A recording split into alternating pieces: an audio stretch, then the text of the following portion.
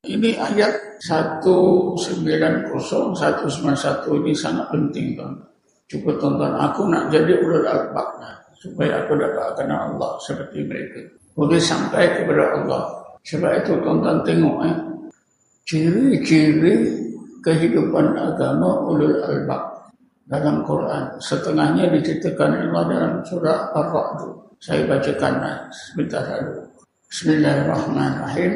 Innama yatadzakkaru ulul albab alladzina yu'minuna bi ahdillahi wa la yanquduna al-mitsaq walladzina yasiluna ma amara Allahu bihi an yusala wa yakhshawna rabbahum wa yakhafuna su'al hisab walladzina sabaru ibtigha'a wajhi rabbihim wa aqamus shalah wa anfaqu mimma razaqnahum sirran wa alaniyatan wa yadra'una bil hasanati as-sayyi'ata ulaika lahum uqbad dar jannatu adnin yadkhulunaha wa man salaha min abaihim wa azwajihim wa dhurriyyatihim wal malaikatu yadkhuluna 'alaihim min kulli bab salamun 'alaikum bima sabartum wa ni'ma uqbad dar.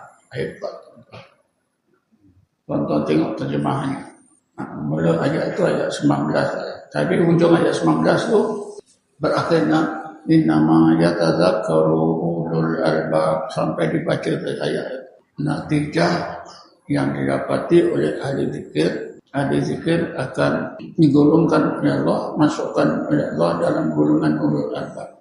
Kehidupan agama mereka sangat ideal.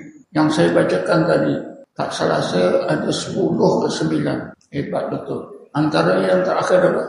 Walladzina sabaru ibtigha'a wajhi rabbihim. Sifat sabar. Seorang yang bersifat sabar mestilah dia ahli zikir. Kalau tak ya Allah sebut walladzina sabaru ibtigha'a wajhi rabbihim. Sabar banyak dorongan sabar. Tapi sabar ini yang betul didorong oleh keridhaan Allah, tidak didorong oleh lain. Orang takut bos pun sabar. Betul tak?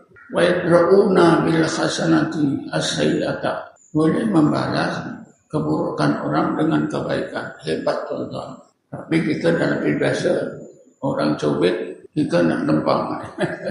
Orang buat kita sikit, kita buat orang lebih-lebih. Akhir sekali dalam itu ulaika lahum uqbad dar jannatu adnin yadkhulunaha wa man salaha min abaihim wa azwajihim wa dhurriyyatihim wal malaikatu yadkhuluna 'alaihim min kulli bab salamun 'alaikum bima sabartum.